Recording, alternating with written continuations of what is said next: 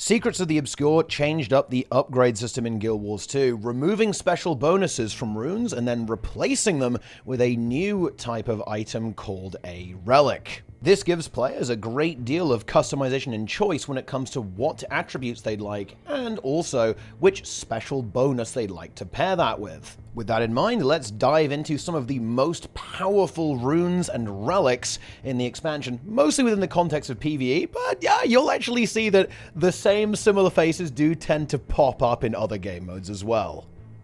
Let's start with power builds. So, the good old faithful Scholar Rune is still very, very powerful. However, there are a couple of new ones on the block here as well. Dragon Hunter Rune has a huge amount of ferocity on it and is incredibly powerful. In fact, mostly the new favorite when it comes to power builds. And replacing Thief Rune for builds that don't quite manage to crit cap without some extra help, Infiltration Rune is incredibly powerful. You'll be pairing those runes with either a Relic of the Thief or Relic of Fireworks. Thief Relic basically says whenever you use an ability that has a cooldown or a resource cost, you get a stacking damage increase up to 5%. And Fireworks Relic gives you a 10% damage increase whenever you land a weapon skill that has a cooldown of 20 or more seconds. It's a really fun one, can actually really switch up your rotation. The way you actually figure out which one of those two relics you're going to use is actually very simple. If you can consistently activate Fireworks Relic, then that one is going to do a little bit better. Otherwise, it's going to be Thief Relic. One thing to bear in mind actually with Firework Relic is that it actually applies on pulsing attacks. So if you have an ability that has a long cooldown, a 20-second cooldown that hits multiple times, each hit will refresh the duration on that. And this also counts for abilities used in forms. For example, Reaper Shroud will also activate this. So that's how you can kind of see the sneaky power level of this relic actually creeping in. But that's it for power. Pretty straightforward stuff. And next up, we enter the realm of conditions, which is where the wondrous, wondrous power creep has ended up. So, runes. It's going to be Trapper runes for almost all condition-based builds. Massive amounts of just fantastic attributes. Condition duration and condition damage, nothing too crazy here. The exception here is actually builds that focus on a single condition, where, of course, you don't really need expertise overall. It's much more efficient to focus on just raw condition duration. Great examples of this would indeed be a condition ranger build or condition mesmer builds, notably Virtuoso specifically, which only has bleed. If you have a build like that, you'll simply want to go for a rune that reflects that particular condition. For in those two cases, the Virtuoso and Condi Ranger builds, you go ahead and take Rune of the Crate for that 50% bleed duration. The condition relics are where things get absolutely insane, so let's get into it. First up is Relic of Akeem. Very, very broken, almost certainly going to get nerfed. What it does is when you land a disable on a target that already has 5 stacks of Torment or Confusion, you'll unleash an area attack that applies even more Torment and Confusion with a very short 10-second cooldown. And the duration on this is also very, very high. Completely insane, deals massive damage. Any build that can activate this is going to take it. So in other words, if your build can apply Confusion or it can apply Torment and it's got a couple of shutdown abilities, some CC skills, this is a fantastic damage increase. You're going to be having a good time. However, if you are a pleb, non-Torment or Confusion build, then Relic of the Fractal is going to be a fantastic option, which says when you inflict bleeding on an enemy with 6 or more stacks of bleeding, this kind of works fairly similar to Relic of Akeem, you also inflict burning and torment. Just some good damage, some free damage. We absolutely do love to see that. Now, both of those are actually relics from the expansion. So if you don't have Secrets of the Obscure, or you're just looking to immediately purchase a relic, these ones are not as readily available for immediate purchase when you're getting into the game. Go ahead and pick up Relic of the Aristocracy, which just gives you more attributes. You know, the expansion ones, they're often a little bit spicier, but don't underestimate the core relics too. They are still quite powerful, and Relic of Aristocracy is certainly one of them. Next up, we have the support or healer category, and to be frank, once again, kind of left out here a little bit. We didn't really get anything super exciting, in my opinion, from a support perspective. So it's going to be your standard Monk Rune for most healing builds. Water Rune is also another option, and that can actually be helpful if your build doesn't have very high boon duration innately from traits or so on, because Water Rune gives you a bunch of extra concentration. But Monk Rune is just a fantastic default. It's got healing power, it's got boon duration, it's very good. And Relics, no surprises here. Monk Relic is still looking really, really strong. It just gives you more healing when you apply boons, very similar to Monk Runes. And hey, you're going to be applying boons anyway, so you might as well take a bit of a free bonus. Mercy Relic, I will say, actually is definitely a solid option. You're no longer shackled down to some very mediocre attributes on the Mercy Rune to get this very powerful revive bonus. And it actually can definitely be a serious consideration on builds that maybe don't care as much about healing, notably Heal Scourge, of course, and just builds that are really looking to utilize their revival skills significantly. Reviving allies at very high health, and of course improving your just baseline press F revival speed is actually not to be underestimated and can be unbelievably powerful at restabilizing your group if things are getting a little bit out of hand. I'm going to get asked about Dwayne Relic unless I mention it, and that's why I am going to mention it. Dwayne Relic gives you 20% more effectiveness on regeneration, and this is definitely not bad. However, I do think that Monk Relic is in general going to outvalue that, as of course the Monk Relic healing modifier also applies to regeneration as well, in addition to all of your other heals. So I don't think that Dwayne Relic is quite there yet.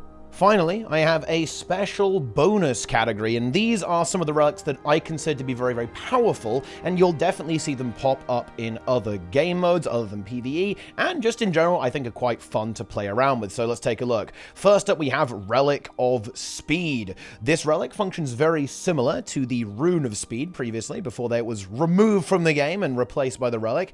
What it says is that when you have swiftness, you go 66% faster. This essentially means that you can kind of move at super speed in combat with just swiftness, giving you very, very high mobility. Definitely a great relic for a lot of builds in World versus World, I think, and just honestly kind of fun, because like zooming around, who doesn't love it?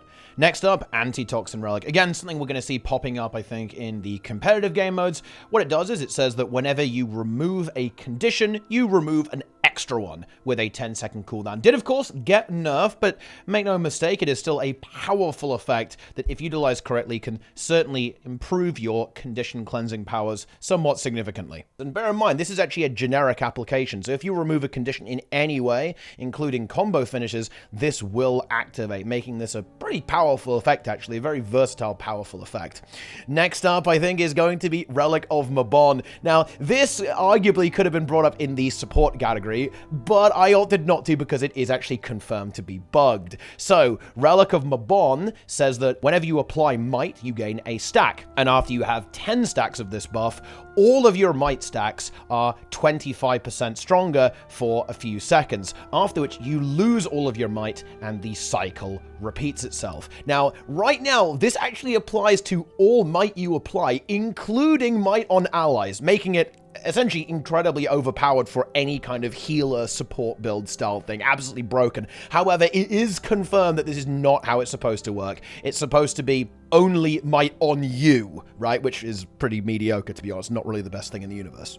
It's a pretty interesting effect, and I think maybe ArenaNet might experiment with something like that in the future, but of course the big issue would be balance concerns, right? Like an effect like that, typically, historically in Guild Wars 2, ends up being incredibly strong and pretty much ultimate best in slot, which is really not what they were going for with the entire relic system. But enjoy it while you can. We've got to talk about Relic of Ceres. Is the effect completely broken? Unfortunately, it is not. Maybe it should be. You summon a giant eye, and it fires a beam that rotates around, corrupting boons and dealing damage to enemies. Very cool effect. If you haven't played around with this, then honestly, what are you doing? You need to go play around with it right now. We should all use it. Imagine an entire massive group in PvE or in World vs. World all unleashing the eyeballs to destroy the enemy. It's just worth having this just to enjoy it. And finally, the last relic I want to highlight is Relic of the Daredevil, which says that whenever you dodge roll in combat or when you evade, your next attack is a guaranteed critical hit. This is a very exciting type of effect, because basically what it says is that if you have a build that has big hits, big single hits that you can force to be a critical strike, and a lot of evades, this allows you to package in a lot more brawler defensive style stats onto your build. It means you can take, say, Valkyrie Amulet in in PvP, giving you that sustain, giving you that damage. So in my opinion, just a very cool and highly powerful relic that you can really set up your entire build around and really lean into this, which is kind of what relics were supposed to be. So big fan of this one. Bad news, I lied. There are a couple more I want to talk about. And first up is Relic of Lear. This one is really cool. Not super strong right now. It has some very serious usability issues, but it is a really interesting effect. And maybe with some usability tweaks down the line, it could be a really potent effect. So whenever you heal an ally, you shield 4 allies for 5 seconds, redirecting half of any strike damage they take to you. And this basically has a cooldown of 10 seconds after the shield expired. That's an unbelievably strong effect. In fact, if this was activated on the usage of another ability, this would probably be pretty broken, actually, especially on certain builds. It would be ridiculously strong. But I love this type of effect, and honestly, I'm probably going to play around with it just because it is such an interesting thing that you have this extra bit of utility packaged onto your character with a Relic of Lear. And the last relic I want to bring up is actually going to be Relic of the Warrior. It's a very simple effect, just weapon swap recharge time is reduced by 25%, but the fact that you now have very easy access to this, again, without being kind of shackled down to some pretty mediocre attributes on this relic in the previous incarnation when it was a rune, actually just really fun to play around, right? Like really exciting style effect that you can just access your weapons. This used to be reserved, of course, to Warrior with the Discipline trait line with fast hands, but now I think anyone can have some pretty reasonable access to some weapon swap recharge time reduction, and you have that on a build in a way that actually makes quite a lot of sense. Really fun to play around with, actually. And that's something that I kind of want to finish on here and wrap up on. I just went over some of the really strong relics, the relics in my opinion that are incredibly powerful and are going to be impactful to the metagame, but that is not all of them. There are loads of them, and of course, there are more coming later on. I'd really encourage everyone to experiment around a little bit and enjoy the new experiences and new ideas and new builds that you can come up with there as well. Okay, if you want to play the best relics, you know what? That's okay. That's fun too. But if you want to mess around a little bit and kind of come up with some crazy stuff, I think that's also awesome. I'd encourage everyone to do that a little bit. Don't just stick to 1 or 2 relics. You gotta get them all. You gotta unlock all the rest. You gotta have a massive relic army there just sitting there. And well, there's no legendary relic yet, so you can enjoy carrying them all around in your inventory as well. Yeah, that's a lot of fun, isn't it? But anyway, that's what's going on with relics and runes in Secrets of the Obscure. I hope you enjoyed this video. Let me know what you think. Let me know some of your favorite relics as well. Of course, you gotta do the YouTube stuff. You gotta like the video. You gotta subscribe on YouTube. You gotta write a comment. You gotta do something. You know, you gotta press some buttons, right? You gotta give me something here, right? You gotta get on that. But anyway, I'll see you in the next video. I'll see you on Twitch as well, live streaming all over the place. You know, high energy gaming, all that kind of fantastic stuff. But anyway, that's it for now. Thank you very much for watching, my friends. I'll see you next time.